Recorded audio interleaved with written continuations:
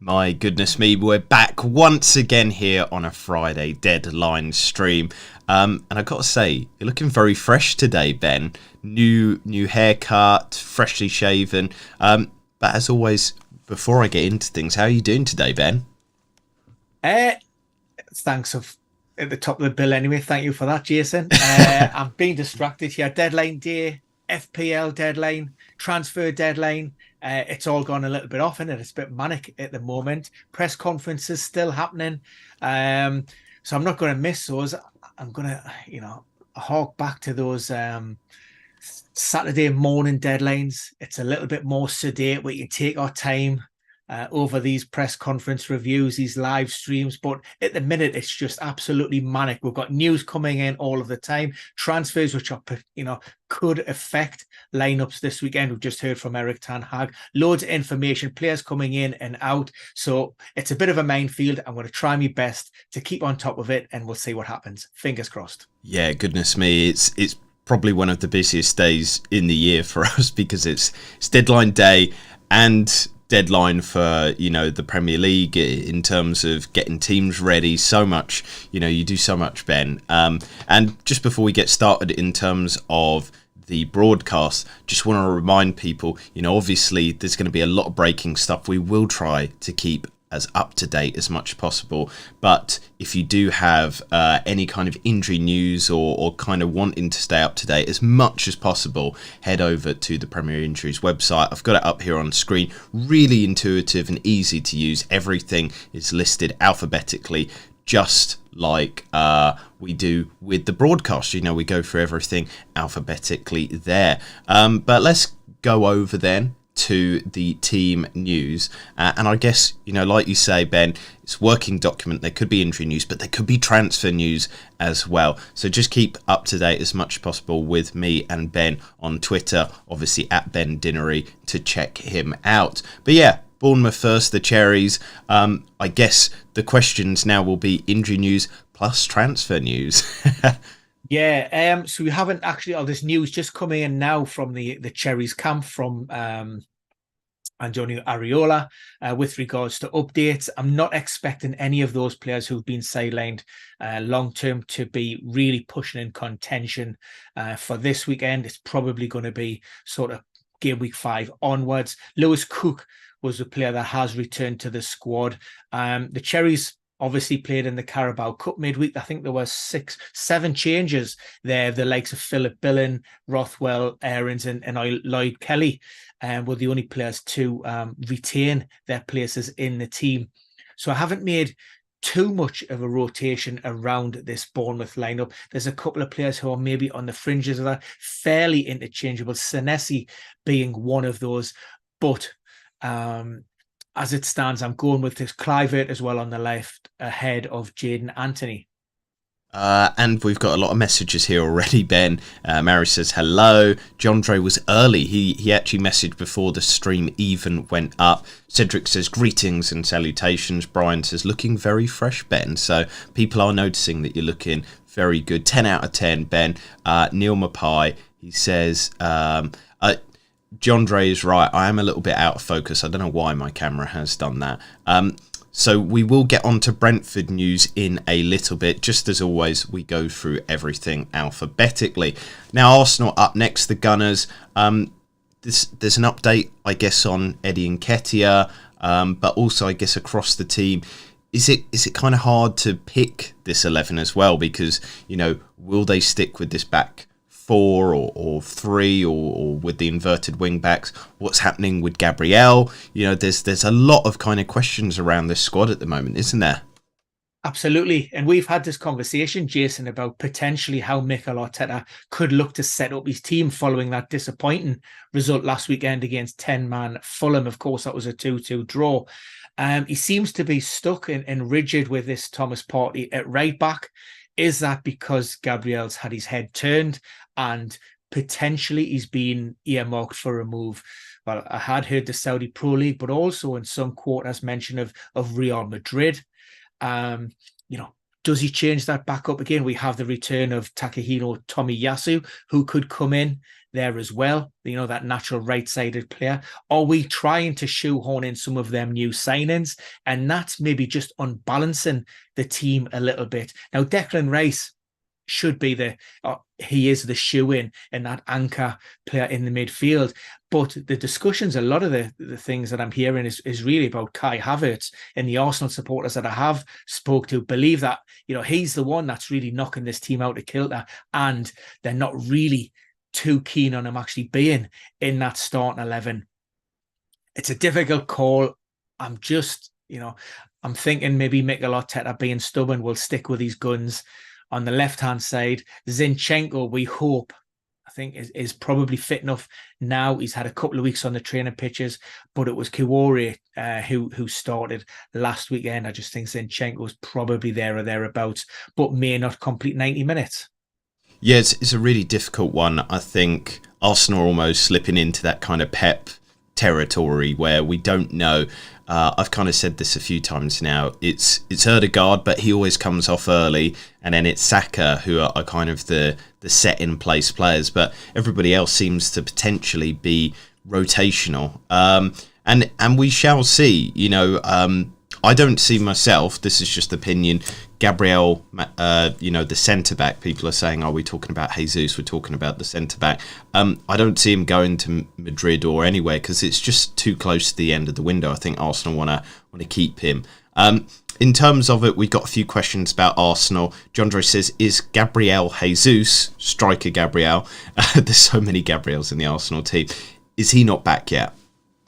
I mean, he's back in terms of he's fit and available. It's just a case of that match fitness and that sharpness. And granted, he didn't miss a great deal of time after undergoing that minor surgical procedure on his knee. But I just think, especially since his impact from the bench last weekend, and needless to say, it was very unfortunate that he actually dropped out for Leandro Trossard against Fulham. I think Eddie Nketiah is going to be brimming with confidence following that call up to the Three Lions squad by Gareth Southgate. I just see Nketiah leading that line with Gabriel Jesus having the opportunity to maybe come on in that second half, minutes from the bench, and using the international break as a good opportunity again to build upon that fitness and really be pushing for a start in that 11 from game week 5 onwards. All right, so we move from the Gunners to the villains. Aston Villa, they had that bad first game of the season against your boys, but realistically, they've been a fairly good team for a long while now. What is the latest news with them? And also, is there going to be any incoming transfers as well? Yeah, we haven't heard from Unai Emery as it stands. He's scheduled to probably speak to the media in around about 10, maybe 15 minutes. But of course, they were involved in that Europa Conference League game against Hibs on Thursday night. That was a second leg tie. They were 5-0 up. So Unai Emery had the luxury of being able to maybe ease back in terms of some of those first team players and keep them fresh ahead of that trip to Anfield. So there were only 6 changes on Thursday night. And that meant the likes of Lucas Digne, who started the season on fire and had been heavily linked with a move away. He isn't, by the way. He will be remaining at the club. Lucas Digne got a rest. Matty Cash got a rest. And another summer signing who had been doing really well, Moussa Diaby, also got a rest from that starting lineup. So, like I say, we're waiting to hear updates on that Villa squad, but there are nothing... as far as I'm aware at this moment in time, there are nothing too serious or new issues from those long-term problems that we're already being aware of. Emi Martinez is probably the only main talking point ahead of this. It was a minor calf complaint picked up last Thursday. That kept him out of the game in game week 3. We're expecting another update, but of course, Villa will have another training session scheduled for Saturday, and it could be a case of, well, Martinez, a decision may not be made until Saturday, which of course is past that FPL deadline. Yes, and we'll try to keep you up to date as much as possible with that. As always, check out the injuries website or Ben's Twitter. But we do have a question here from Jay Andre. He says, when is Moreno likely to be starting again? And I guess it's complicated by the fact of how good Digne is playing at the moment.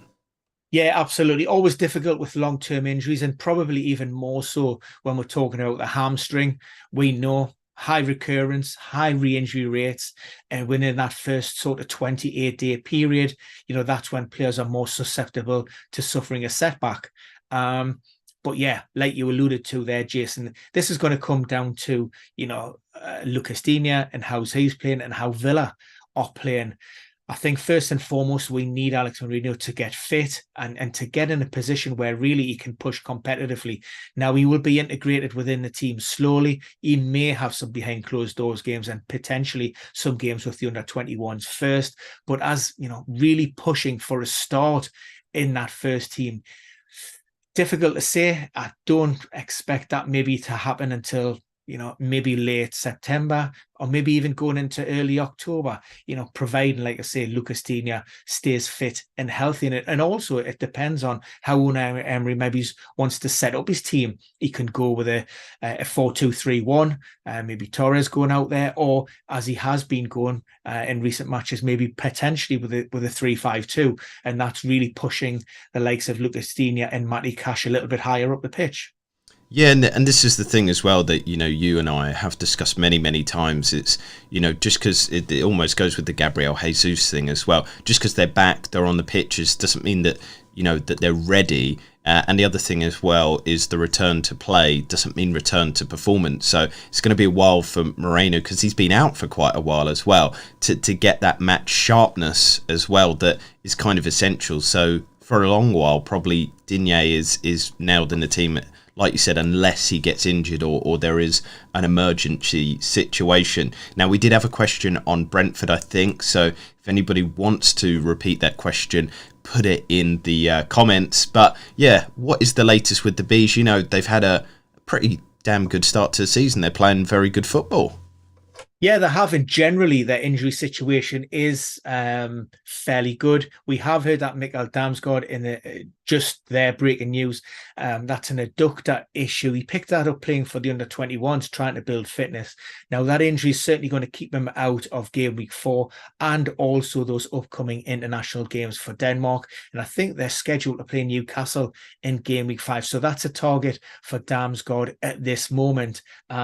Nothing else new coming through at the minute, which is of any great surprise or shock. I think we're pretty much as you were with Brentford. Generally, the squad is relatively fit and healthy. I think maybe in future episodes we should add a feature where you showcase where these injuries are. So you get your adductor out, or maybe groin injury, you get your groin out, so that people can. Yeah, that's the OnlyFans. Oh, sorry, yeah. That's a little sneak preview of what the OnlyFans channel will be about. Steve says Brentford just signed Mopai on loan with an option to buy. Didn't know that, and also did not know that. Also, I would question why they would do that, because he's really bad. Is that real? Is that this isn't a wind up? I don't know. I mean, you can look it up in the meantime. Whereas, sorry, I was just going to say my trusted go-to for Brentford all things tends to be Jay Harris from the Athletic. He is really on the ball with regards to that. And unless we're talking, there's no mention of anything on Jay Harris's timeline of a Neil Mopai potentially arriving. So unless I've missed it, unless it goes back a while. Anyway, we move. Oh, Isaac has said that was reported a little bit earlier. I mean, the thing is I think that he's back up if this is true and confirmed. But also I don't think he's particularly very good as a player. Maris has asked, do you think that Mbeumo is a captain contender? I think the interesting thing about this game is obviously Brentford-Bournemouth is quite a good matchup for Brentford, because they're really good at set pieces. Bournemouth are really bad. I guess Mbeumo is involved in taking the set pieces, so he might get an assist, but might be one of the more, aerial players that will get onto the end of it. We'll kind of see about that. Let's move to Brighton, though. What's the latest there with the Seagulls? And I guess as well, You've discussed this during the week. What do you think about them playing Newcastle? That this could be a good game for you, especially with how they couldn't deal with the combativeness of West Ham last week. Yeah, the Oracle Derby. We played them in that Summer Cup out in the US. I think we played out a very entertaining 3-3 draw, if my memory serves me correctly. Look, both teams looking to bounce back after hugely disappointing results for different reasons. Lost at home. Brighton lost to West Ham, maybe akin to that defeat towards the back end of last season against Everton. Newcastle, people are talking about that we created a lot of chances and maybe on another day, I just thought we were disappointing from around about minute 40. We seem to normally we're playing with that high intensity. We're really pressing home the advantage. We seem to switch off and move it down to a walking pace. And on occasions during that second half, you would struggle to see, which team had the 10 men. Liverpool were breaking quickly through the lines, had the extra man. I think Eddie Howe may change, there may be one, possibly two enforced changes with that. And I still think he may look to freshen it up. So I'm going to sit on the fence and say that we'll play out an entertaining draw, possibly 2-2. Oh, wow. Exciting. I kind of don't want that to happen because I've got two Newcastle defenders in my team. Brought in Trippier this week. But yeah, with the latest kind of in terms of Brighton, obviously the big news is Ansu Fati seems to be coming into the club, and we've already got a couple of questions on him. He's such an exciting, massive talent. But Brian has said, I've read that Fati has had massive knee injuries, 2 surgeries, and second one was to correct the first one. Is that correct? What are your thoughts on him playing in the Premier League? First and foremost, I would be lying if I said that I tracked anybody outside of the Premier League with any sort of real close intent. And, there's certainly records that I hold aren't as meticulous as they are in the Premier League. Yes, I'm aware of injuries, but you talk about making shrewd investments, and in terms of teams being able to identify talent, nurture that talent, doing their due diligence, Brighton are up there with some of the best teams in the world, believe you and me, in terms of, bringing in those players and hitting the ground running. So I think, whatever's happened with regards to that medical and those assessments, those evaluations and conversations, then they are, confident that they have a player that can obviously come in and improve the team. And what we always say, availability is the best ability. Now, how that will, his style of play will, how will he adapt to the rigors of the Premier League? Nobody is, 100% certain with that. You can do all of the work and the due diligence that you want, but until it comes, down to the crunch and you see him actually playing in the Premier League, then, you'll never truly know. But like I say, Brighton will have done their homework. They will be looking to mitigate any risk and minimise, any problems that they could potentially foresee in the future. So, he's a young lad with great pedigree, and it's great, to see him in the Premier League. And like I say, I wish him all the very best for the future, except if he has signed it in time, except for tomorrow night.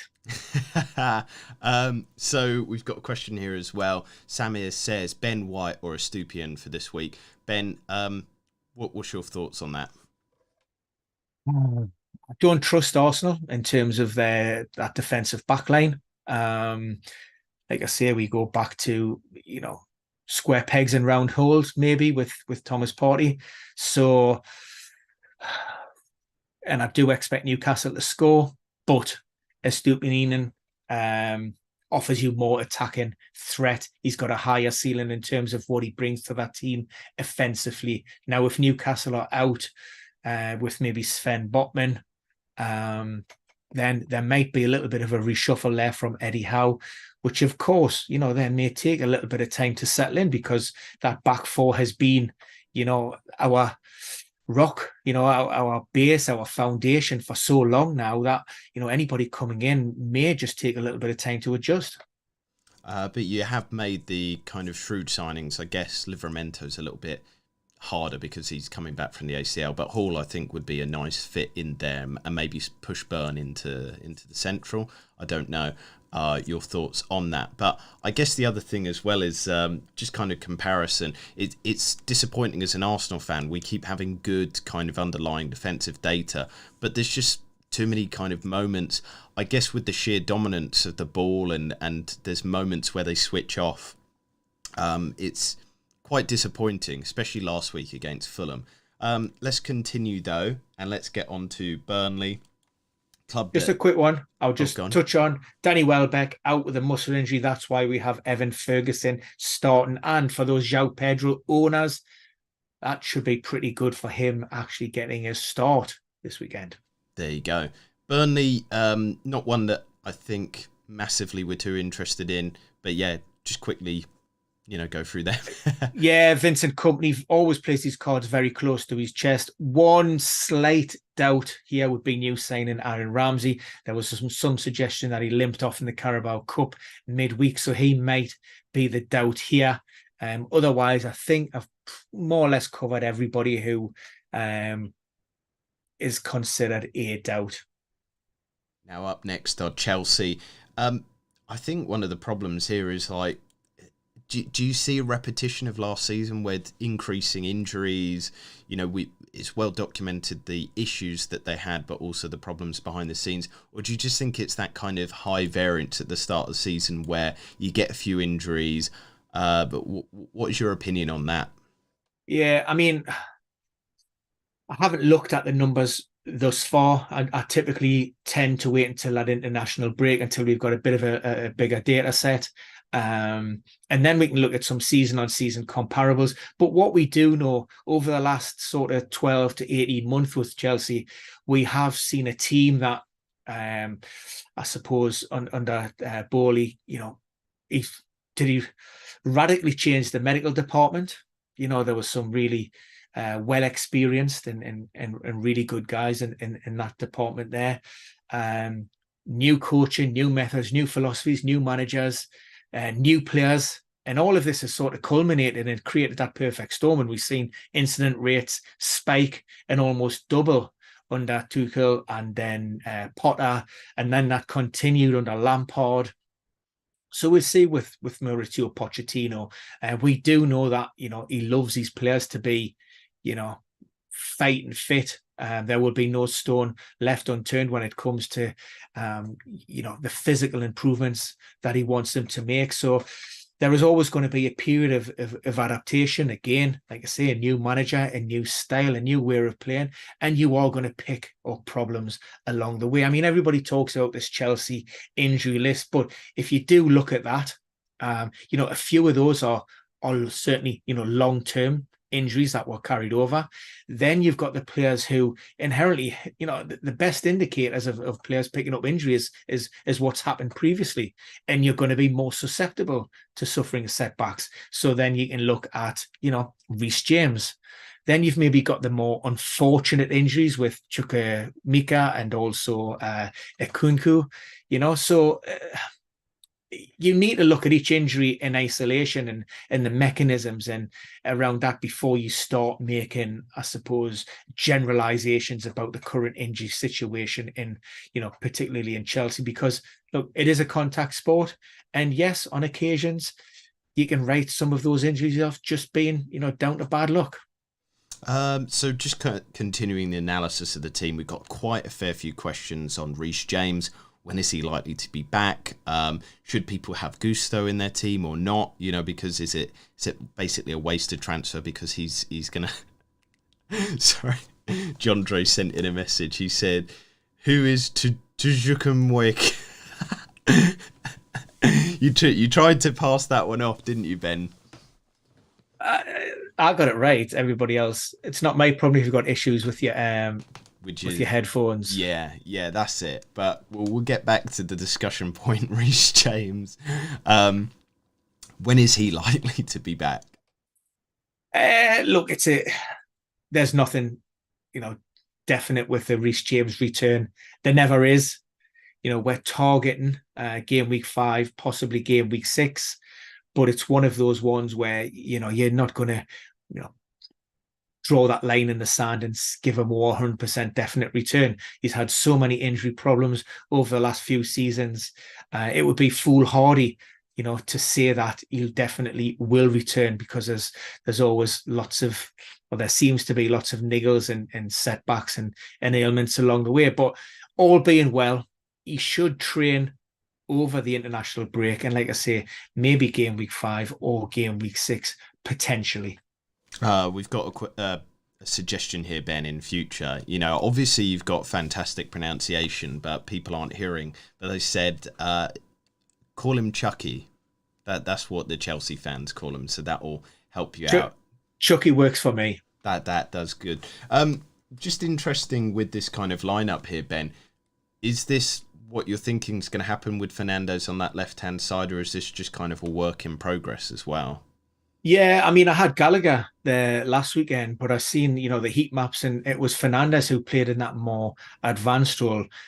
Ultimately, I see maybe Mudryk as being that option on that left-hand side. But again, he's not quite at it in terms of his fitness and form. Pochettino admitted that he's going to work with him. He needs to see that consistency in training before that's going to be reflected on the, in competitive games. So I think, like I say, for now, other than, a last minute move by somebody for Conor Gallagher, Chelsea don't want to sell. They have rebuffed a couple of offers earlier in the window, so I don't really see him moving at this stage. Of course, he was made captain in the Carabao Cup midweek, so he is still highly thought of, and he very much is part of Pochettino's plans.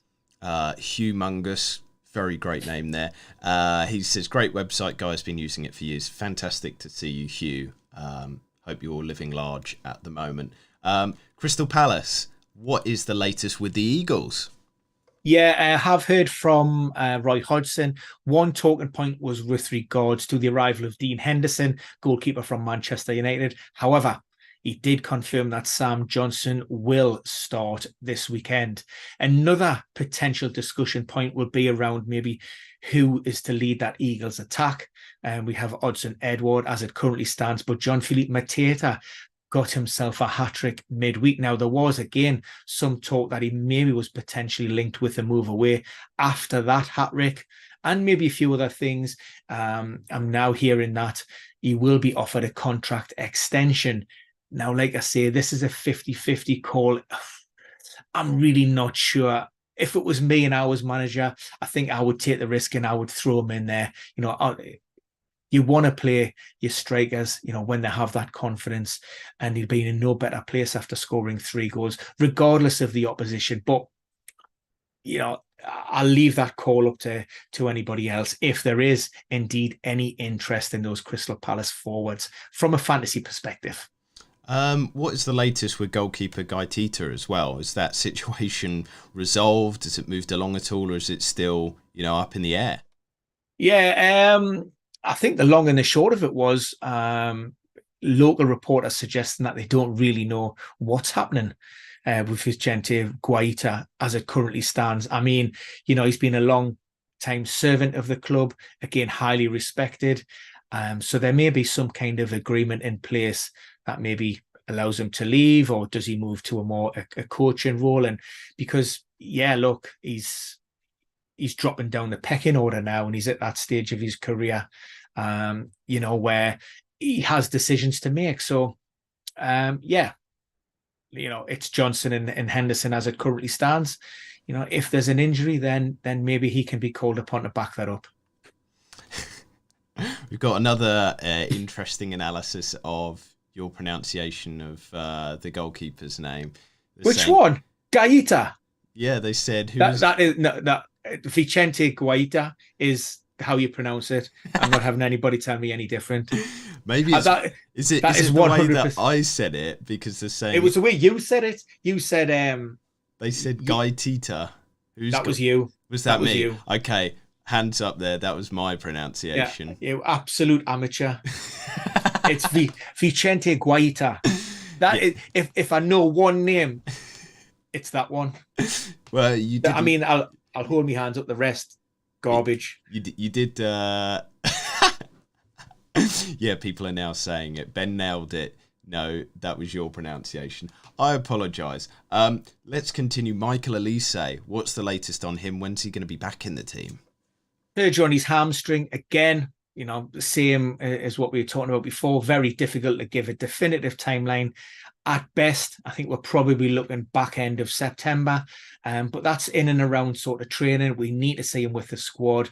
Again, slow integration, possibly with the under-21s before really pushing to fight for a place in Roy Hodgson's starting 11. Right, so continuing with our fantastic pronunciation of all things football, Everton are up next. What is the latest there? Good news for Dominic Calvert-Lewin. No surgery required. So that's a positive. So he shouldn't be too far away from pushing to be involved in that match day squad. May or may not need a facial mask. I think it's very sensitive in and around that area. So it may be that Sean Dyche decides against risking him this weekend, gives him those 2 weeks to sort of get him back. He has been training, so he has been keeping himself relatively fit, but of course it's been non-contact.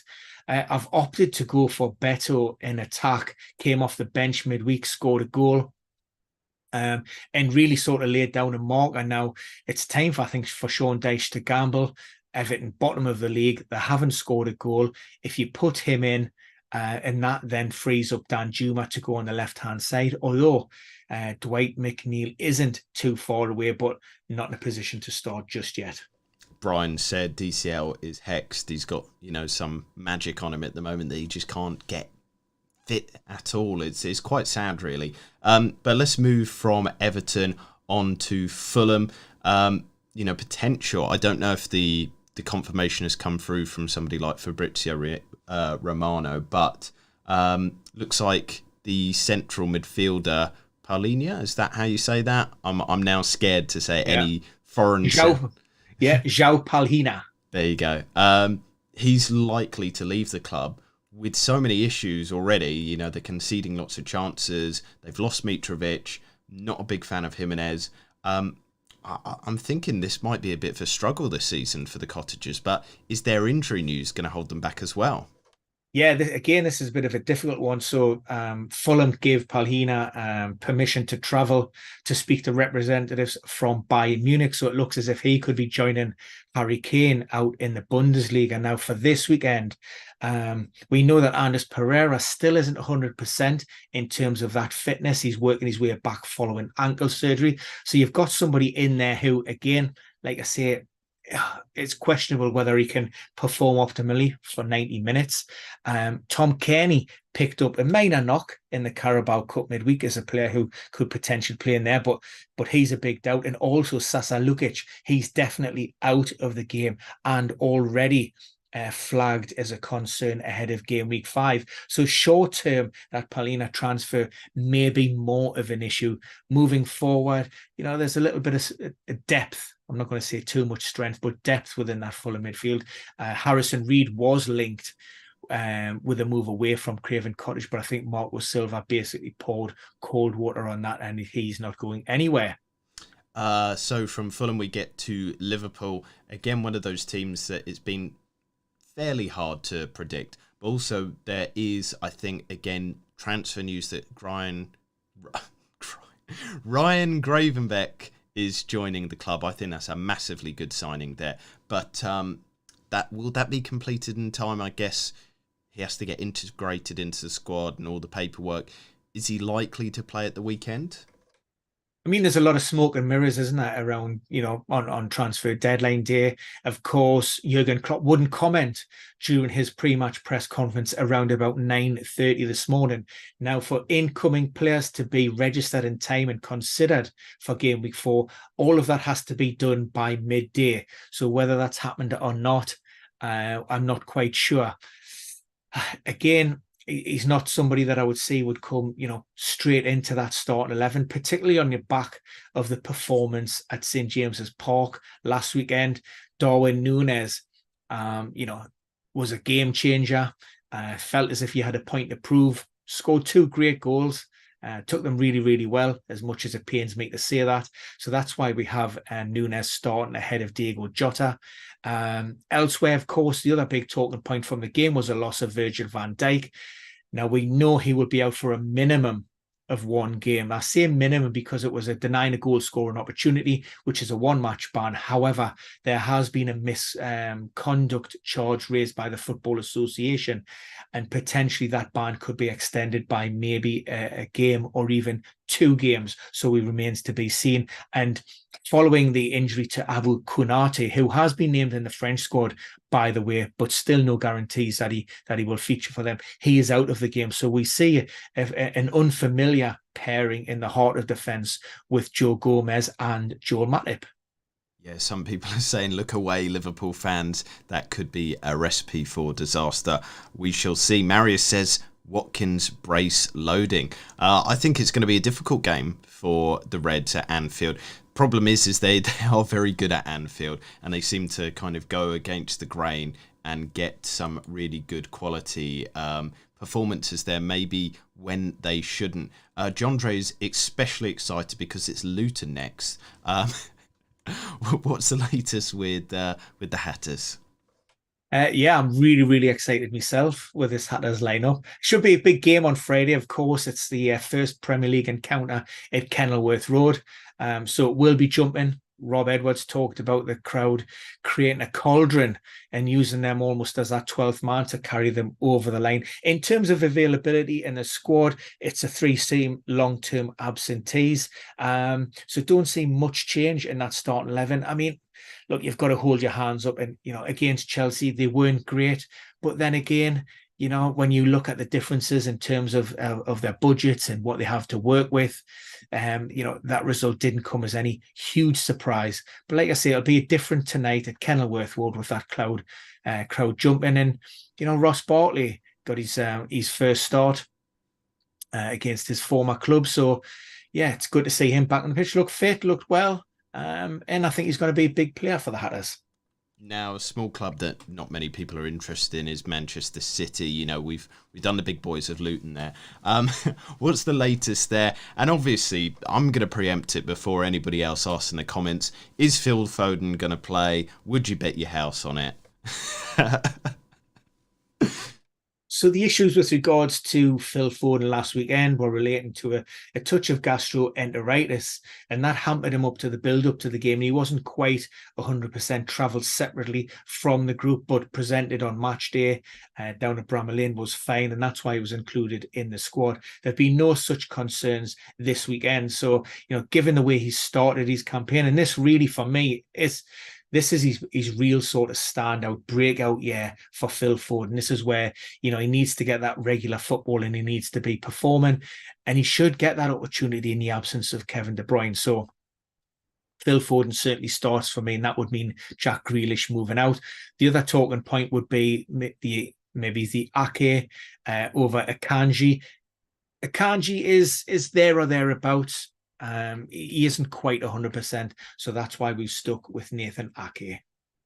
And so with the rest of the team, you've not got Grealish in there. Is this just tactical reasons? Yeah, and you look at that squad, and like I say, I think Bernardo is one of those players, is probably one of the first names on the team sheet when fully fit.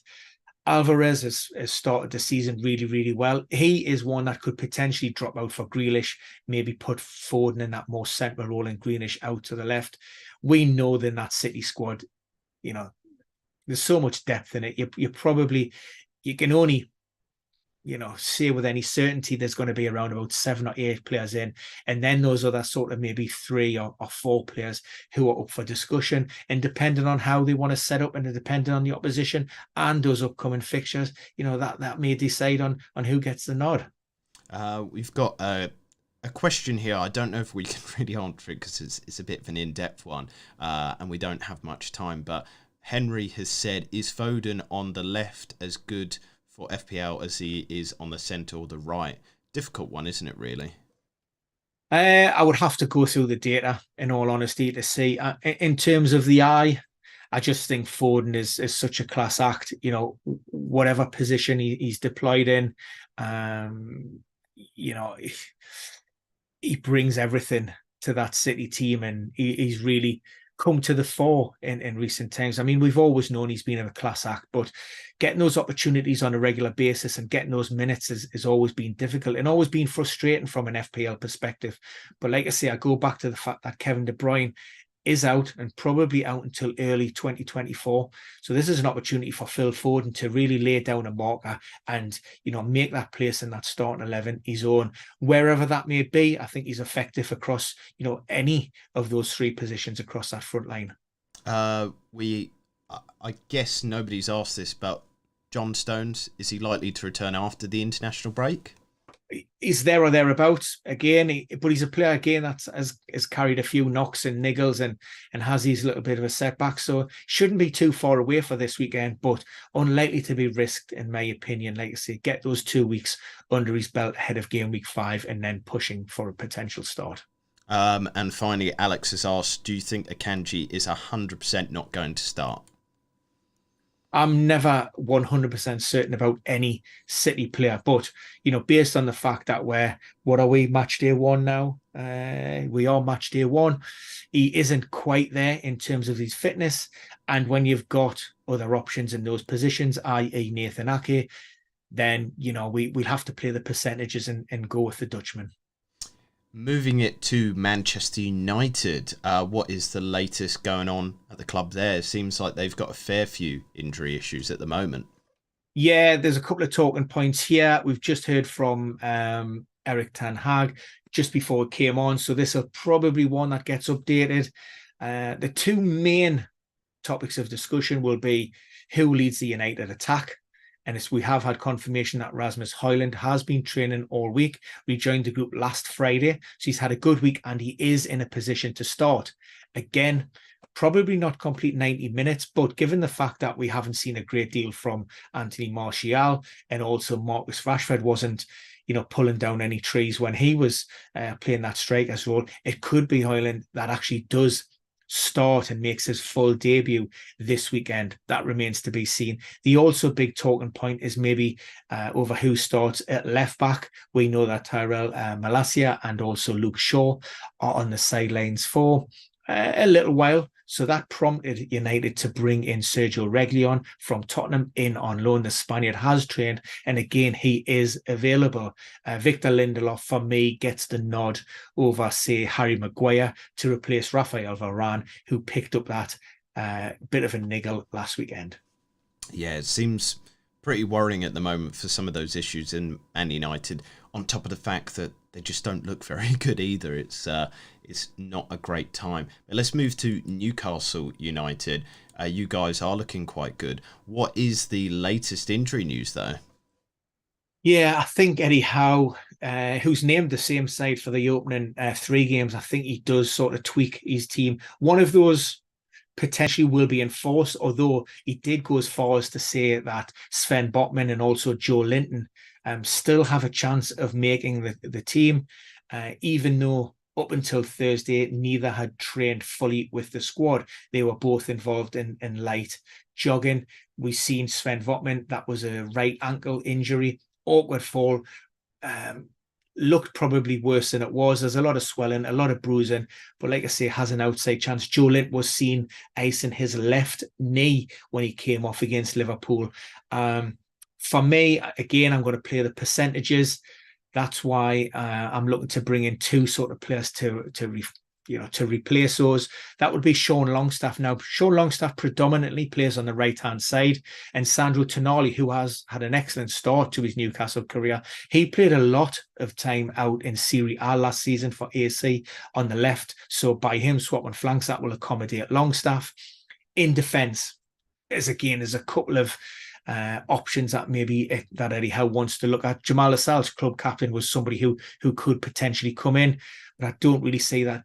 Dan Burns done much too wrong. No. Does he keep him at left back? I'm not so sure. I've went with Matty Targett, and again, you touched upon Lewis Hall. Lewis Hall, for me, just isn't quite there in terms of his fitness. Wasn't fit enough to make the matchday squad last time out.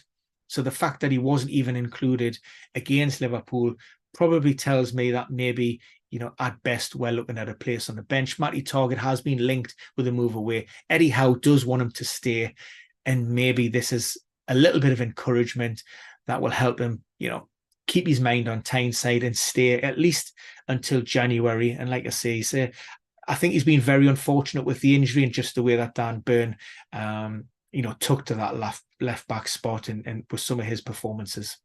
Brian has said, not surprised Joe Linton needed ice, Ben. He spent all game kicking Liverpool players. I'd say that they ran into his legs. That was probably the more accurate description. We'll move. I'm sick of arguing with people about Newcastle and Liverpool after last weekend. Move.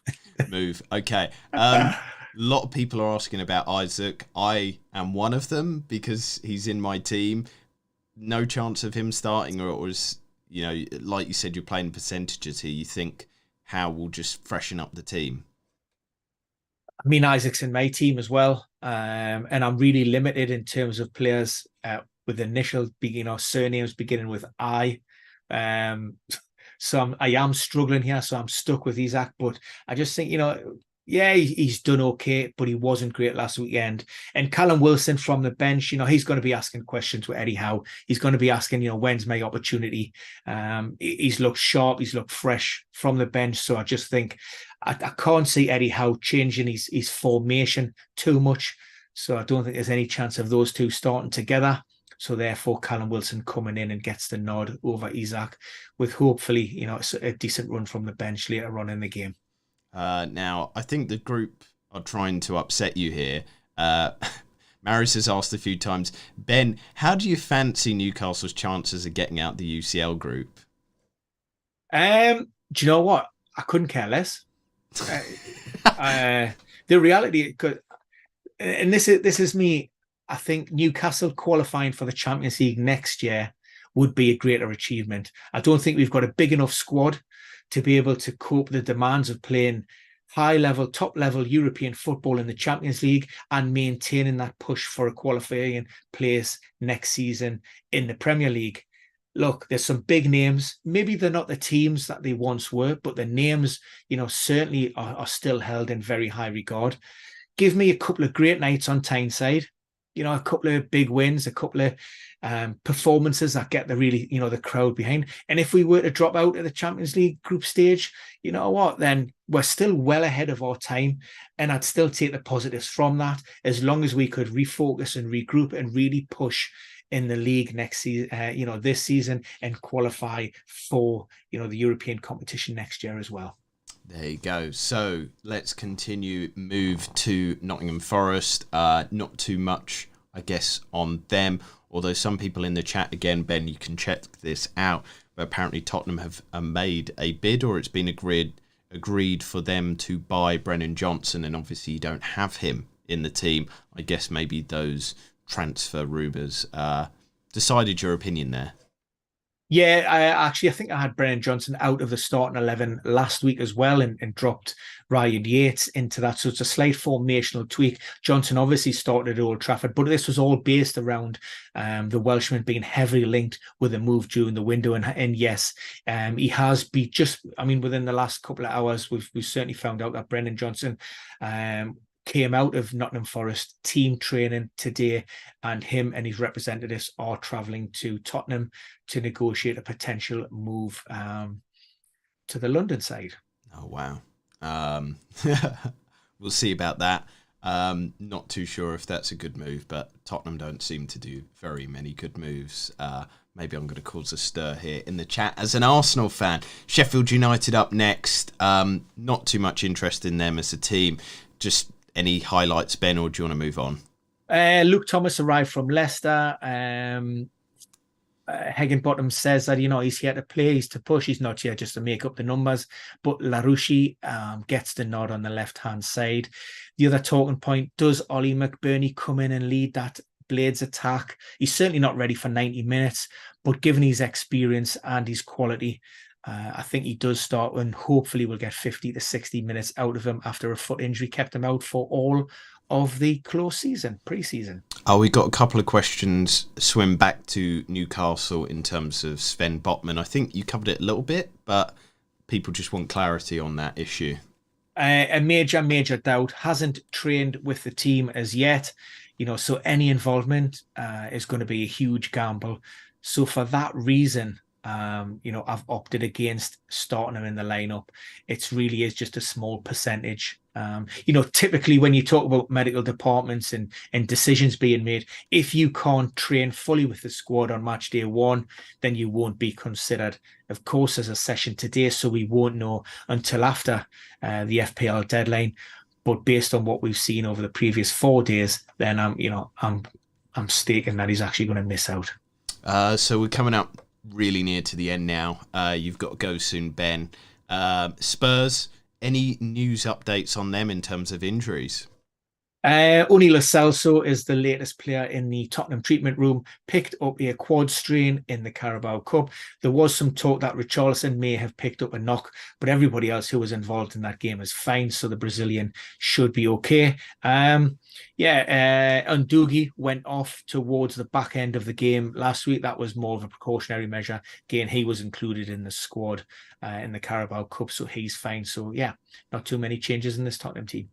West Ham, pretty good injury news as well. Is that right, Ben? Thomas Souček is going through concussion protocols. There has been a slight change in terms of the guidance from the Football Association with regards to players returning to play. Now, we're going to do a video on this for clarifications because there's a little bit of confusion, particularly maybe over the Christian Romero return against Brentford the following game week. Those new guidelines came in after that, and maybe as a result of that. So Thomas Souček is out of the game because of that reason. That frees up the place for Benrahma to come in, who impressed from the bench. Alvarez, hopefully, I have him in for his second start. Again, great result for West Ham, so wouldn't expect too many changes from David Moyes. Agard or Ogbonna is the other talking point. I'm going with Agard as being that first choice. He was obviously serving a 1-match ban last time out. Yeah, and I'm excited to see Ward-Prowse again. He's so damn good. Last team, Wolves. Again, one not much interest in, but any updates there? There's a big update here because I've just spotted the fact that I've put Ait-Nouri in twice. So good you've named him twice. So good you named him twice. So who goes on that left-hand side? I have no idea. Maybe Hugo Bueno, potentially on that left-hand side, as the left-back role with Ait-Nouri playing that little bit of an advanced role. I think Kalalajic, that number 18 centre-forward deserves a chance. He's now scored twice. That would be the expense of Fabo Silva. We know that Matheus Nunes is he's on his way to Manchester City. And then Neil Maupay news is just coming through there on Sky Sports. So well done, whoever pointed that out. But yes, he's joining Brentford on loan from Everton. And Nunes, like I say, hasn't trained with his new City teammates yet, but yeah, the deal is done. He is in the City camp. Just more comments about your fantastic pronunciation again. Henri said perfect pronunciation of Kaladic. Great one there. Also the Ait-Nouri brothers, yeah, fantastic. And also Henry said Matheus Nunes, is that the one? Yeah. He questioned your pronunciation of that. No, you're wrong. That's it. Right. Well, we'll leave on that high of fantastic pronunciation. We'll love you. We'll leave you. We'll see you again next week for the important deadline stream. Have a fantastic week. Good luck with your teams. And make sure to hit that subscribe button. It helps us out. Hit the like button. Share the video as well. As much as you help us out, then we can help you out even more with some great videos, some fantastic content. But